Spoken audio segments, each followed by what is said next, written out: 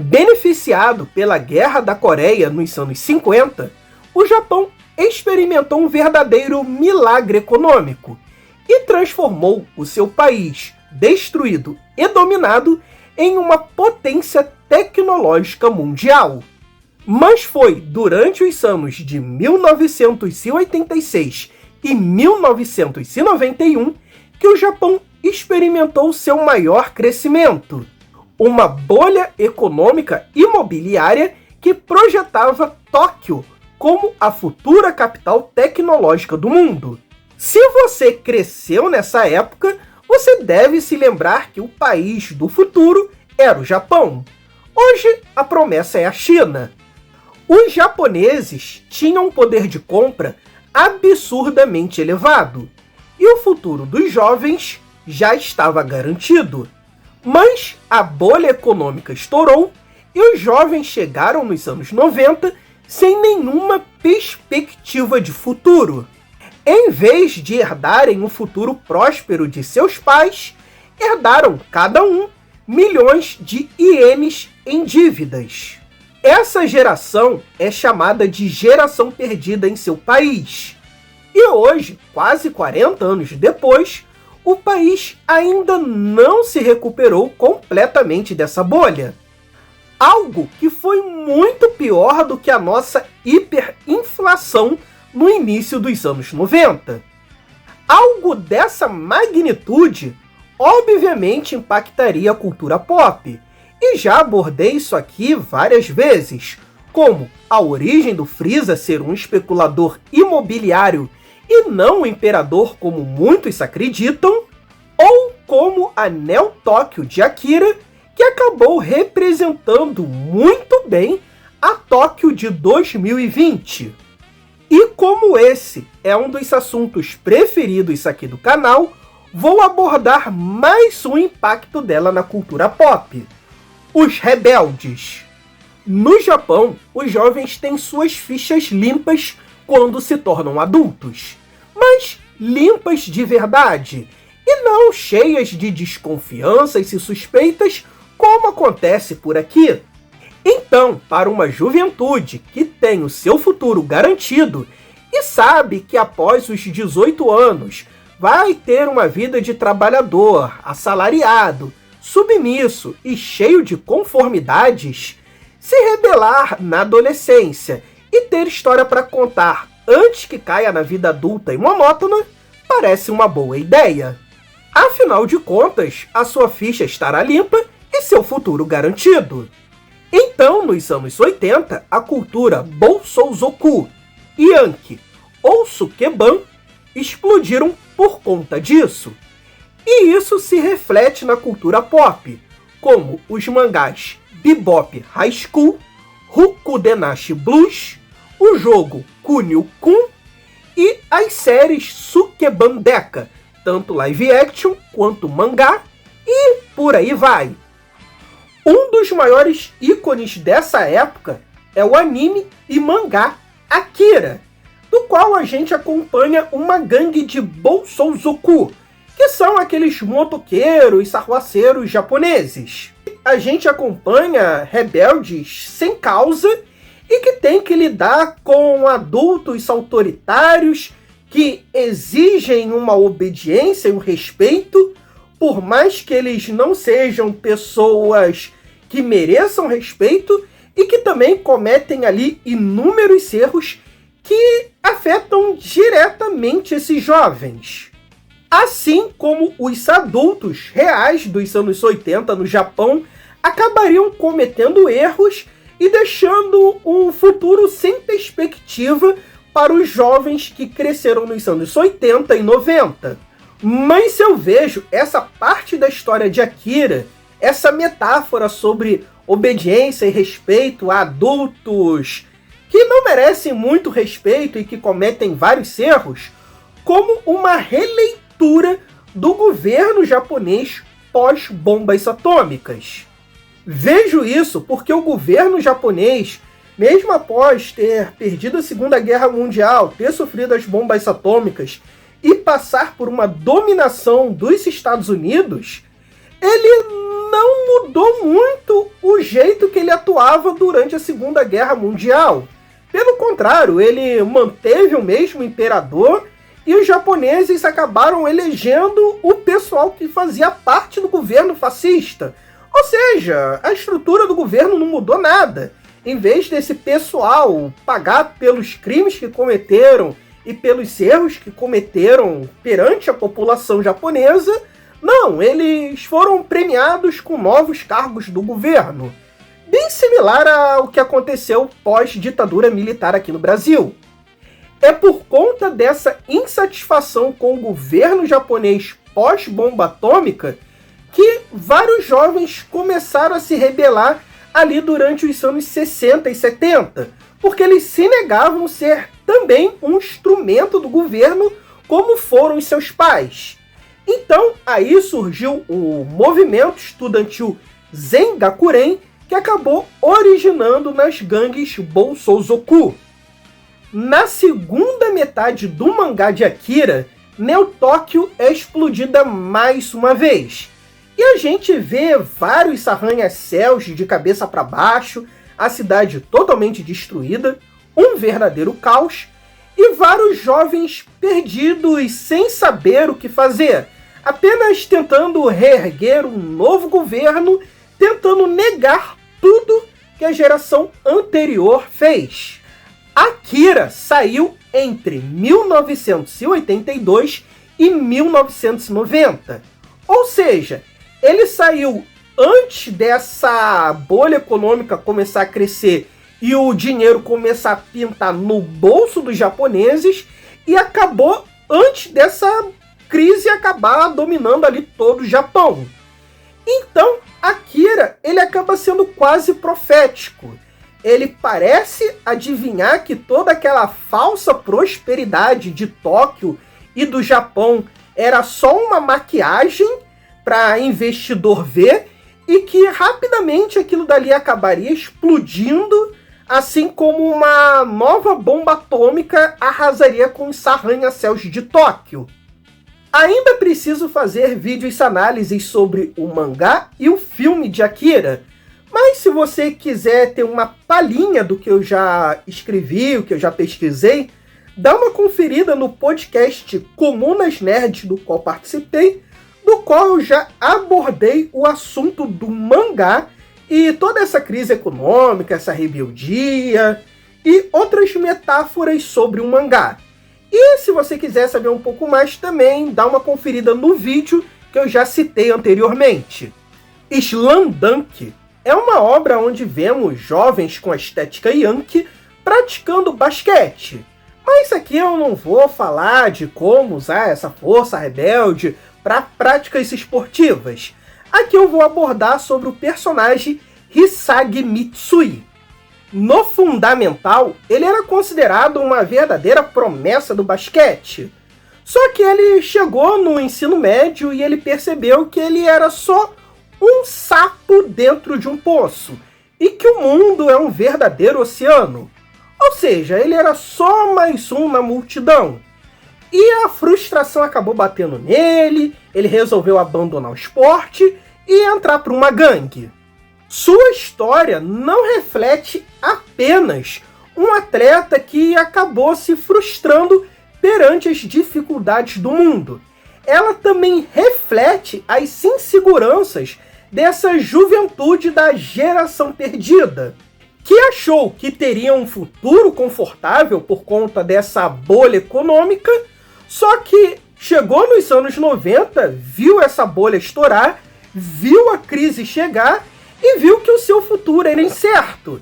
Então acabou caindo em depressão, em frustração, e preferiu se entregar a algum tipo de rebeldia. E essa rebeldia, dessa vez, não vem por conta de um futuro garantido, e sim pela falta dele. E se por um acaso no mundo todo, daqui a alguns anos, tiver uma nova onda rebelde, por conta da precarização do trabalho e por conta das inteligências artificiais, você não estranhe, tá? Você pode achar que é tudo viagem da minha cabeça, afinal é muito mais fácil entender que o Mitsui é só um atleta que acabou se frustrando na primeira dificuldade do que ficar tentando meter uma crise econômica na vida dele. Só que Slam saiu entre 1990 e 1996. E a história do Mitsui saiu justamente na época que essa crise econômica acabou eclodindo, que a bolsa econômica japonesa acabou virando poeira estelar e que começou a gerar-se muito um debate de qual seria o futuro desses jovens e começar a surgir uma onda gigantesca de depressão e de rebeldia. Por isso, ver as datas sempre nos ajuda a entender melhor as obras e seu contexto. Yamete Senpai! Se você está curtindo esse vídeo até aqui, não deixa de curtir, compartilhar, se inscrever, mandar esse vídeo para 5 amigos e cogite ser um membro aqui do canal por apenas R$ 7,99. E você já tem conteúdos exclusivos. E conforme o número de membros for aumentando, teremos vídeos a cada 15 dias ou toda semana. É conteúdo pra caramba! Então não perca! Já Yu Yu Hakusho saiu bem próximo disso. Ele saiu no finalzinho de 1990 e foi até 1994. Lá a gente acompanha Yusuke Urameshi, um jovem Yankee que não se preocupa muito com as coisas, nem mesmo com a sua própria vida. E após se sacrificar para salvar o menininho de um acidente de carro, ele acaba ganhando uma segunda chance, ressuscita, mas tem que trabalhar para o mundo espiritual como um detetive sobrenatural. No começo do mangá, a história era muito mais puxada para a comédia, e a gente consegue ver a geração anterior, aqui muito mais representada na figura dos professores, também exigindo obediência e respeito, mas também cometendo uma série de erros e não sofrendo nenhum tipo de consequência. O maior exemplo é um dos professores do Yusuke que, além de aplicar castigo físico em seus alunos, riu no funeral do Yusuke e comete vários pequenos roubos ali dentro da escola. Ele chega até a roubar ali uma caneta que é bem cara. E para fugir das acusações, ele acusa o Urameshi de roubo. Afinal, ele era um delinquente e ele era a pessoa mais suspeita mesmo para todo mundo desconfiar e ele acabar se livrando desse problema. Então, ali num dos capítulos do mangá, o Urameshi ele tem que provar a sua inocência e mesmo depois de provar a inocência e achar o verdadeiro culpado, nada acontece com o professor. Ele continua no seu cargo, continua dando aula, continua exigindo respeito e obediência e, sabe, o jovem que acabou com a ficha suja e queimado pela milionésima vez. Pouco depois, Yu Yu Hakusho entra na sua fase mais famosa, que é a sua fase Battle Shonen. E rapidinho o Yusuke acaba se empatizando bastante com os yokais e fazendo uma amizade com Kurama, salvando até a vida dele e dando uma parte da vida do próprio Urameshi, e derrotando e criando uma espécie de rivalidade com amizade cheia de farpas ali com Riei, e esses dois acabam virando depois seus parceiros de luta. O Yusuke ele também acaba nutrindo uma espécie de admiração pelo Toguro, que é um dos vilões do arco mais famoso, que é o do Torneio das Trevas, não só porque o Toguro é uma pessoa super forte, mas também por ser uma pessoa que foi contra as autoridades e que se rebelou contra o mundo espiritual. Mas a parte que eu quero realmente abordar aqui é a do Sensui, que foi o antigo detetive espiritual, antes do Yusuke. Ele obedeceu cegamente todas as ordens do mundo espiritual. Ele seguiu ali bem aquela cartilha japonesa. Ele foi obediente, respeitou, não questionou as autoridades e eliminou os yokais como se não fossem seres pensantes, e que fossem apenas meros animais para abate. Até que um dia ele conhece o Itsuki, e percebe que os yokais são muito parecidos com os humanos, tanto que o Itsuki tem os gostos muito parecidos com deles, eles acompanham até a mesma novela.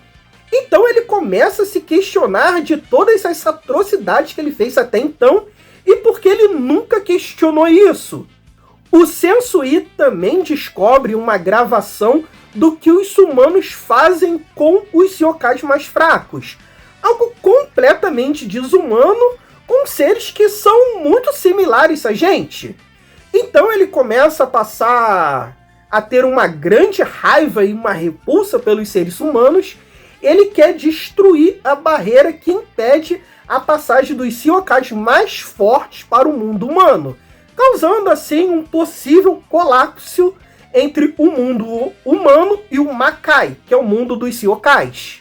Mas Yusuke, por ser uma figura rebelde que vai contra as autoridades e o senso comum, ele já havia percebido que os yokais são muito parecidos com os humanos e que existem pessoas boas e ruins dos dois lados. Então ele prefere salvar a humanidade e depois ele até vai mesmo para o Makai tentar melhorar a situação política daquele lugar. O Yusuke sequer vê maldade nos yokais que se alimentam de carne humana. Afinal, eles estão apenas tentando sobreviver. A gente não faz a mesma coisa com vacas e galinhas? E por ser uma pessoa que não se importa muito em obedecer uma suposta autoridade mais velha, ou mesmo de se importar com o que os outros vão pensar, é que o Yusuke acaba conseguindo ver simpatia em um ser estranho. Ele não é uma pessoa que se importa com aquela subserviência tão inerente japonesa, aquela subserviência que está ali enraizada nos costumes, na sociedade e em diversos níveis de autoridade. Para nós, isso pode não parecer, mas para um japonês e contra essas regras não escritas da sociedade, é realmente um ato de rebeldia significativo. Claro, muito da narrativa do Sensui e do Yusuke é sobre traumas de guerra, mas aqui o Yusuke ele também acaba funcionando como um avatar da juventude, não apenas da juventude dos anos 80 e 90 do Japão, mas também a juventude dos anos 60 e 70 que foram contra o governo pós-bomba atômica e que se recusaram a serem ferramentas do governo, assim como seus pais foram. Isso fica ainda mais evidente no mangá, pois lá existe um capítulo que é o melhor capítulo da série e que infelizmente nunca ganhou uma adaptação em anime, que explana que o Ema Daioh, na verdade, ele incentiva que yokais cometam crimes no mundo humano e até mesmo faz lavagem cerebral em alguns yokais para aumentar a taxa de criminalidade e que assim ele permaneça no poder através de programas de segurança mundial, no caso. Sendo que é ele mesmo que comete esses problemas e vende a solução. Qualquer semelhança que você consiga perceber em governadores brasileiros ou presidentes estadunidenses que jogam bombas em países do Oriente Médio para se reelegerem é mera coincidência. A fita que o Sensui viu também representa as atrocidades que o governo imperial japonês fez com os coreanos, os crimes de guerra do Japão que vários artistas negam e que eu já fiz um vídeo aqui.